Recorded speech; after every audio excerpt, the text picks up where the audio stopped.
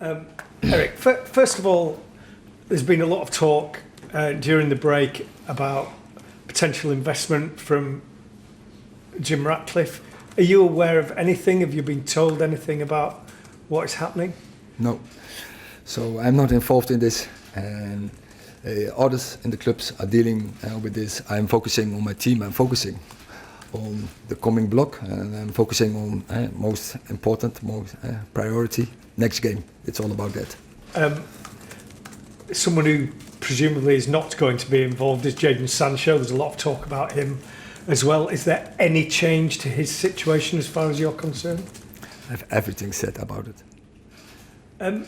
You went into the international break on the back of a pretty memorable ending to a game that looked as though it wasn't going to turn out very well. Can you use that last couple of minutes against Brentford to almost restart your season? You can't restart, but what you can do is, what you see is there is a strong dressing room, and they are aligned. They are on one page, and they are so determined and willing to win games. And that is what we have seen in the last couple of minutes. And we invest a lot in that game, and in the end, we beat them because opponent they were beaten. They were physical. We were very strong, and we kept going. So mentally, we were very strong, and of course, that gives spirit. Erik, there's been a lot of criticism and noise around AndreAndre and his performances. You know what a strong personality he is. I just want to know, how's he been dealing with everything that's been happening, and how are you helping him through it? He knows, we know he will do much better. And as every player who's coming into the Premier League, you need integration period. But he has to step up. But so also big United keepers like Peter Schmeichel, like David de Gea, also they started also not too good. And I think for Andre is that good to know, but so a little bit from the history. But we live now, we live in the future, and he have to make his future by giving better performances, and he will do, I'm sure. He already showed that so many times in big clubs like Barcelona.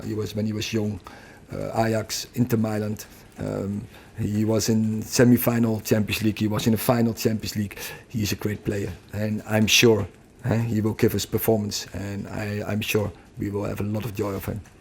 Harry Maguire is still the subject of boos and abuse. As a manager, how hard is that for you to take? I haven't heard it. Not in England, not last game in us. I think everyone, as all the fans, were supportive for us in the game against Brentford and also the games before. I think we have a strong boundary with our fans, and so I don't think Harry is booed. And he doesn't also deserve it because his performance against Brentford was very good, and also I think for England was in particular was a very good performance. Yeah. Erik, Sheffield United may sit bottom of the Premier League table, but does a side who are so desperate for 3 points, does that make them even more dangerous tomorrow? Every game, the Premier League is difficult, and you have seen, if you see their results, like against City, against Spurs, there were very narrow wins from both. So if you don't play your best football, you can have a problem. So it's up to us. United are currently fourth from bottom in the league when it comes to your away record. Is there anything that you can put that down to specifically, or how do you go about rectifying that? We won our last game away, so finally it's not about that. You can't figure out to the past. So I can also say we were last year third in the league. We won a cup. We were in another final, but that was the past. We live in the future, so we have to change the future, and we have to take control of the future. Hi, Erik. In terms of Victor Lindelof, I just wondered how he was after the situation he experienced early in the week, and is he okay to be involved this weekend? A terrible situation, and I feel really sad for the victims, for all the relatives, family, friends from the victims there in Brussels. Yeah, it's crazy world, but of course, Victor, they had a problem. It's a bad experience.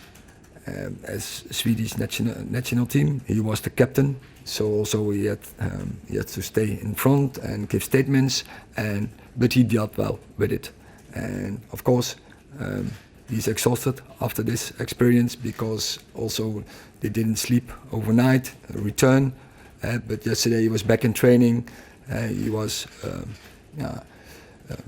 He dealt with the situation.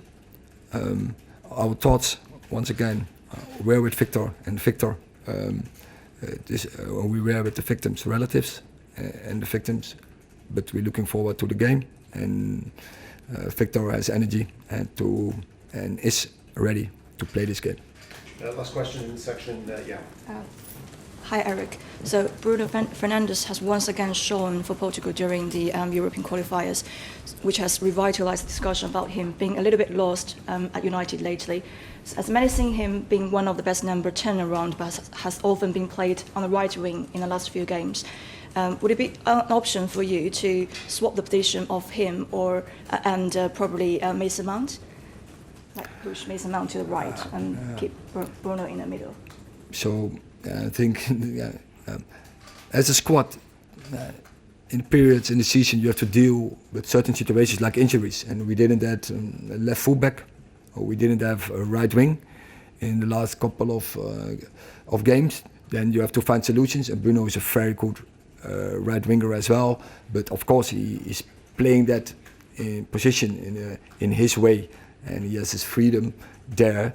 He's there playing. They're not typical as a right winger, but more coming inside and playing in the 10 role. So coming in situations where he can give key passes, final passes, score a goal. And that is always, you want to use a player like Bruno Fernandes, because we know that he's a player, probably creates one of the most chances in all the games, international. And I think in the stats, he is one of the player who creates the most chances in the Premier League. So you always want to bring him in a position where he's at his best, because it will contribute to the team result